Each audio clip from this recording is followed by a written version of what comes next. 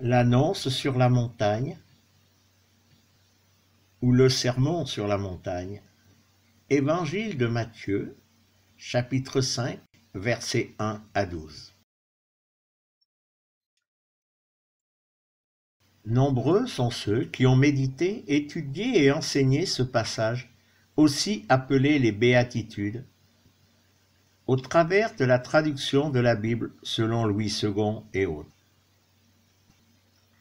Au travers de cette publication vidéo, je désire vous faire partager ce que j'ai reçu au travers d'une autre traduction de la Bible, la traduction selon André Chouraki. Relisons d'abord l'Évangile de Matthieu, chapitre 5 et les versets 1 à 12. En voyant les foules, il monte sur la montagne et s'assoit là. Ses adeptes s'approchent de lui. Il ouvre la bouche, les enseigne et dit : En marche les humiliés du souffle. Oui, le royaume des ciels est à eux. En marche les endeuillés. Oui, ils seront réconfortés. En marche les humbles. Oui, ils hériteront la terre. En marche les affamés et les assoiffés de justice. Oui, ils seront rassasiés. En marche les matriciels. Oui, ils seront matriciés. En marche les cœurs purs. Oui, ils verront Élohim. En marche les faiseurs de paix. Oui, ils seront criés fils d'Élohim. En marche les persécutés à cause de la justice. Oui, le royaume des ciels est à eux. En marche quand ils vous outragent et vous persécutent. En mentant, vous accusent de tout crime à cause de moi. Jubilez, exultez, votre salaire est grand au ciel. Oui, ainsi ont-ils persécuté les inspirés, ceux d'avant vous. Commençons par comparer cette traduction avec la traduction Louis II, les versets 3 à 11. Dans la traduction Louis II, ces versets commencent par le mot « heureux ». Et la différence avec l'expression « en marche » de la traduction d'André Chouraki est la suivante. Et il nous faut bien la garder en mémoire. Heureux est une attitude de contentement. En marche est une action. Cela a une grande importance que nous allons voir progressivement en mettant en parallèle à ce texte un exemple ou parabole, le fils prodigue. Nous pouvons relire cet exemple dans l'évangile de Luc, au chapitre 15 et les versets 11 à 32. Mais nous allons lire seulement les versets 14 à 24 au fur et à mesure que nous progresserons. Évangile de Matthieu, chapitre 5, verset 3.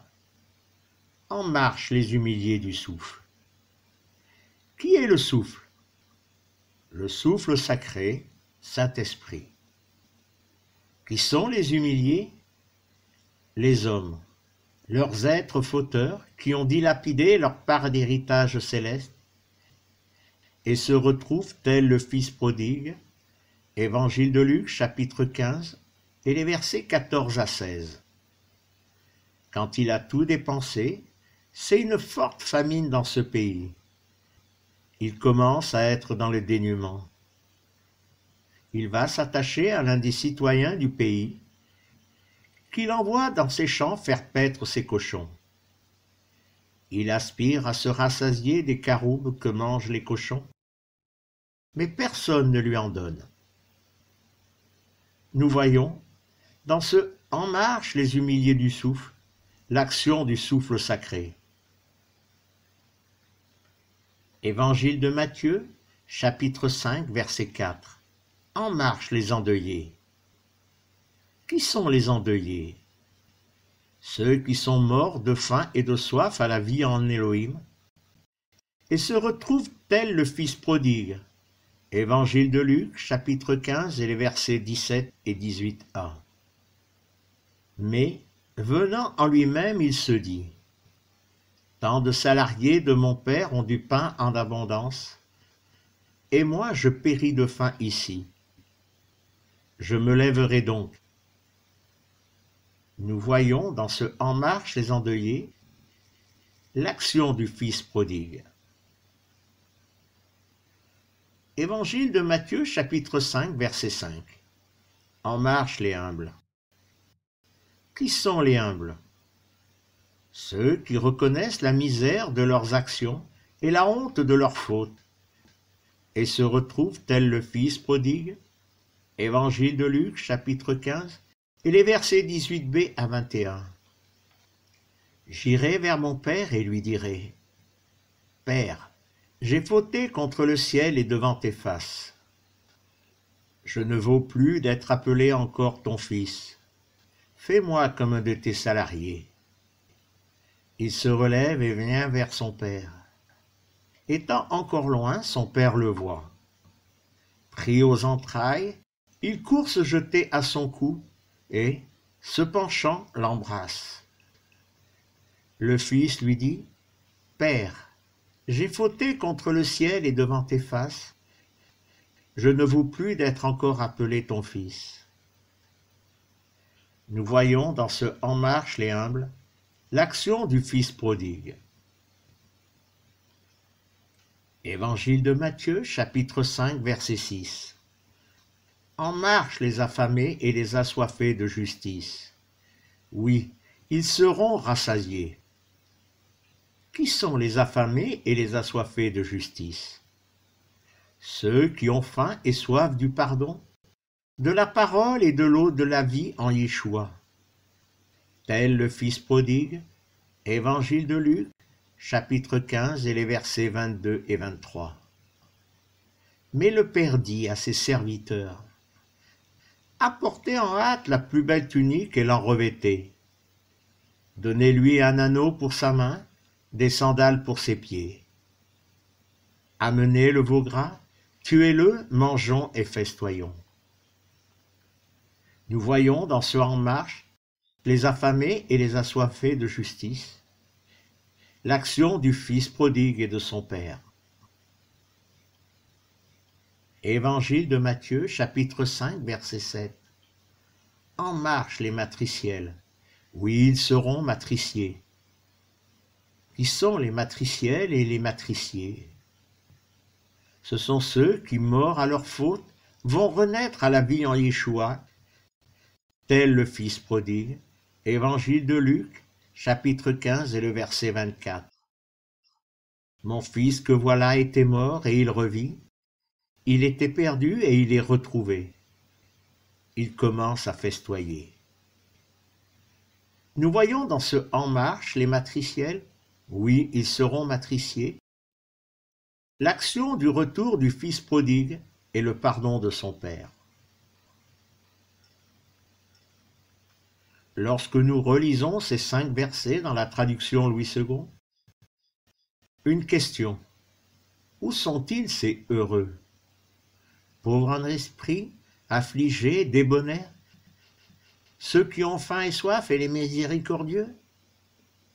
Le Fils prodigue était-il heureux? Reprenons l'évangile de Matthieu, chapitre 5, verset 8. En marche les cœurs purs. Oui, ils verront Elohim. Qui sont les cœurs purs? Ce sont ceux qui, ayant lavé leurs vêtements dans le sang de l'agneau, morts à la faute et ressuscités en Yeshua, circoncis de cœur par le souffle sacré, sont devenus le sel de la terre et la lumière de l'univers. Évangile de Matthieu, chapitre 5, et les versets 13 à 16.